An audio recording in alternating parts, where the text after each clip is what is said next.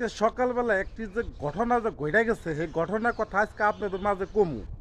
দেখেন আজকে এত সুন্দর এই ফাল্গুন মাসের মাঝামাঝি এসে এত কুয়াশা পড়ছে, আপনারা না দেখলে বিশ্বাসই করবেন না। আপনাদেরকে আমি ভিউ দেখাচ্ছি, দেখেন এত কুয়াশা পড়ছে এই ফাল্গুন মাসের মাঝামাঝি, কিন্তু এর মধ্যে যে একটা যে ঘটনাটা ঘটে গেছে সেটা যে আমি বলবো, আপনারা কিছু শুনবেন।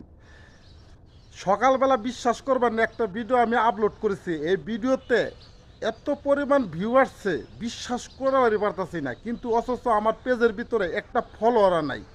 কারণ কি এটা বলতে পারেন?